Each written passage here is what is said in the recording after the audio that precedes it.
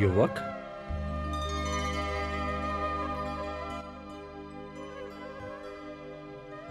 गुरुदेव, आप? सुहृदय, प्रणाम प्रभु। आयुष्मान भव। पुत्र, ये तुम्हारे दादा श्री अर्जुन हैं। हाँ, गुप्त क्षेत्र में हम अल्प समय के लिए मिले थे। प्रणाम दादाश्री। विजयी भव पौत्र। गुरुदेव, मुझे युद्ध की सूचना मिली और मैं चला आया। हाँ वत्स, युद्ध की घोषणा हो चुकी है। अब हमें अपने पक्ष की शक्ति का विस्तार करना होगा। गुरुदेव, अब आपको चिंता करने की क्या आवश्यकता है? आपका शिष्य सिद्ध क्षेत्र से सिद्धियां प्राप्त करके लौटा है। मैं अकेला ही समस्त कौरव सेना को समाप्त कर सकता हूं।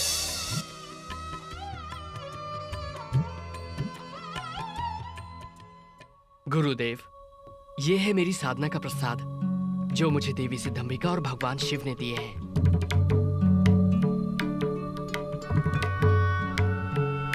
इन बाणों की विशेषता क्या है पुत्र? पहला बाण जब चलेगा तो जिन लोगों के वध की मैं कामना करूंगा, ये उन पर मृत्यु चिन्ह बना देगा। पौत्र, ये कुछ अतिशयोक्ति नहीं लगती? नहीं दादाश्री, जब ये दूसरा बाण चलेगा तो जिन जिन के शरीर पर मृत्यु चिन्ह का निशान है, ये उनका वध कर देगा। तुमने इन बाणों की कभी परीक्षा की है? अब युद्ध होने ही वाला है, परीक्षा भी हो जाएगी। मान लो कि ये वृक्ष कुरुक्षेत्र है और इसके ये सारे पत्ते शत्रु सेना। इन पर अपने बाणों का प्रयोग करके दिखाओ। जो आ गया गुरुदेव।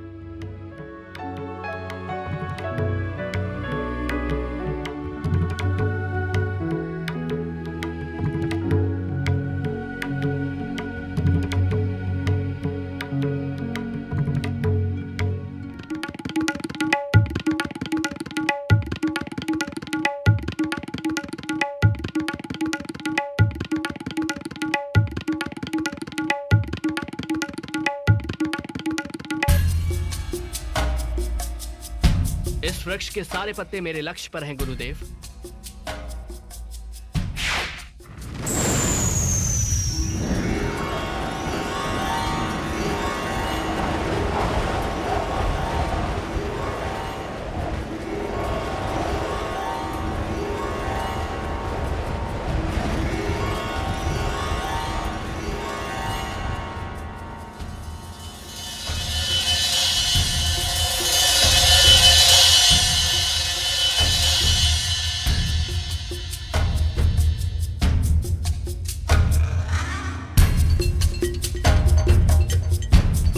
गुरुदेव, पहले बाण ने अपना कार्य पूरा कर दिया। पुत्र, तुम्हें विश्वास है कि सारे पत्तों पर चिन्ह लग गए हैं? हाँ गुरुदेव।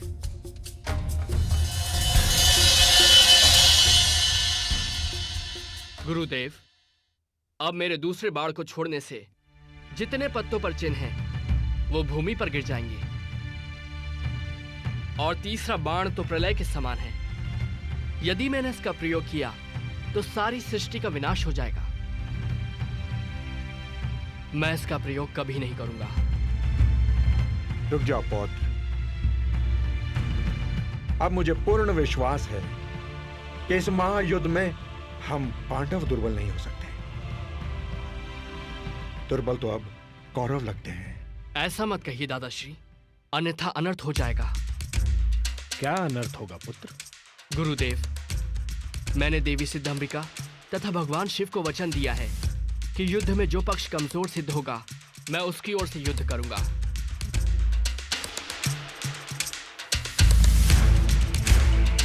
तो इसका अर्थ यह हुआ पौत्र कि बीच युद्ध में भी आप हमारे शत्रु का पक्ष ले सकते हो।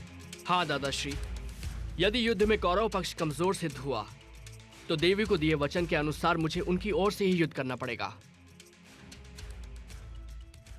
चलो पौत्र, विश्राम कर लो। क्षमा करें गुरुदेव, मैंने निर्णय लिया है कि युद्ध क्षेत्र से बाहर रहकर ही युद्ध देखूंगा।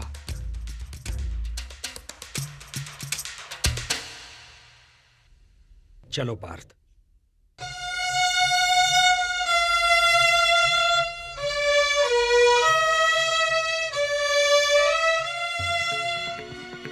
हे केशव, हे जनार्दन, इस युद्ध में तो हमारी विजय निश्चित है। निस्संदेह, किंतु जो मैं अभी सुनकर आ रहा हूं उसका अर्थ यह है कि पहले हमें पराजय की सीमा तक पहुंचना होगा, और पराजय का अर्थ है पांडवों में से 2-3 की मृत्यु और पांडव सेना का विनाश। पराजय? मैं कुछ समझा नहीं केशव। पार्थ, यदि हम कौरव सेना का नाश कर दें और विजय की ओर चलें, तो बर्बरीक अपने 2 ही बाणों से अपने विजय उल्लास को पराजय में बदल देगा। तो अब क्या करें?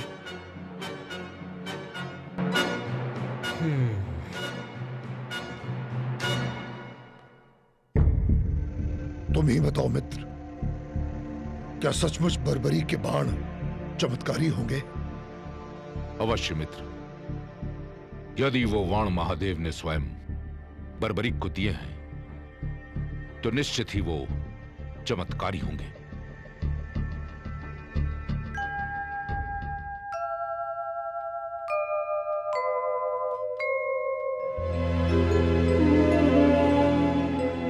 बर्बरीक को युद्ध से हटाना होगा, अन्यथा ये युद्ध की दिशा बदल देगा। ये धर्म युद्ध है। धर्म को बचाने हेतु अब यही एक विकल्प शेष है।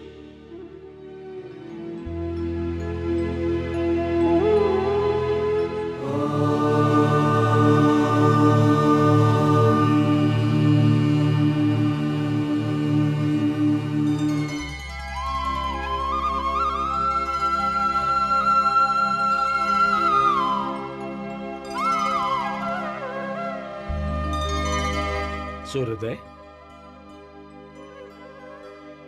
प्रणाम गुरुदेव। प्रणाम दादाश्री। आयुष्मान भव।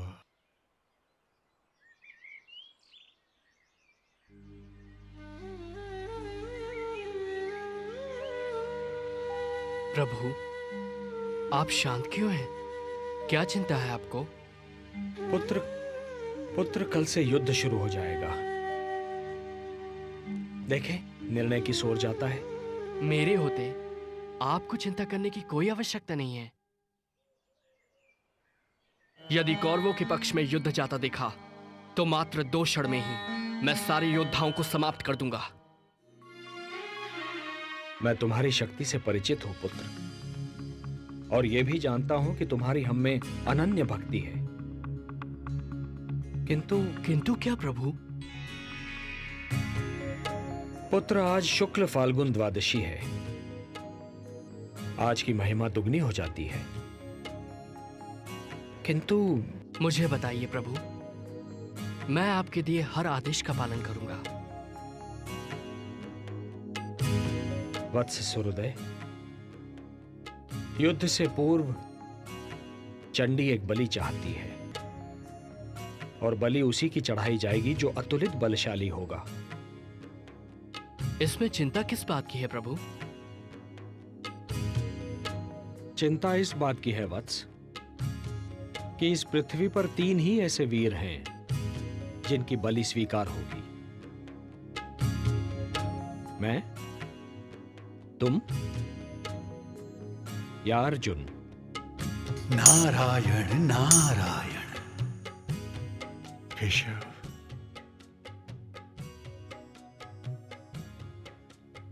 बस इतनी सी बात है केशव? क्या यही आपकी चिंता है? तो है जनार्दन, इस बलि के लिए मैं अपने आप को प्रस्तुत करता हूं केशव, अपने आप को। तुम ये नहीं कर सकते पार्थ, ये धर्म युद्ध है। यदि एक भी पांडव कम हो जाएगा तो ये युद्ध धर्म युद्ध नहीं कहलाएगा। बस एक ही मार्ग शेष है, मैं स्वयं ही अपना बलिदान दे देता हूं। वैसे भी युद्ध ना करने की प्रतिज्ञा ली है मैंने, एक सारथी ही तो हूं तुम्हारा। नहीं केशव, नहीं। प्रभु, आप मेरे गुरु हैं, श्रेष्ठ हैं, सभी तरह से ज्येष्ठ हैं मेरे। ये अधिकार सिर्फ मेरा है, मेरा। मुझे आज्ञा दीजिए प्रभु, आपके चरणों की सौगंध खाकर कहता हूं, आपके उद्देश्य को पूरा करने के लिए मैं अपने शीश की बलि देता हूं।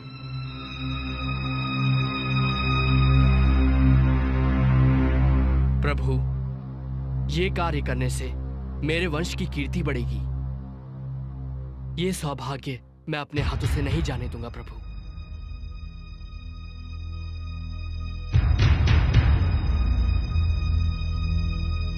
सोचिए मत प्रभु, उठाइए ये शस्त्र और मेरे शीश को धड़ से अलग करके चंडी मां को बलि चढ़ाइए। मैं ऐसा नहीं कर सकता। यदि मैंने ऐसा किया तो यह बलिदान नहीं होगा, हत्या होगी।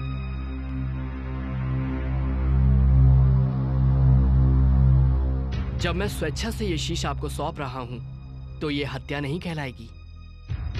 धर्म यह कहता है वत्स कि बलिदानी स्वयं दान दे। यदि मैं ऐसा करता हूं तो वो हत्या ही कहलाएगी।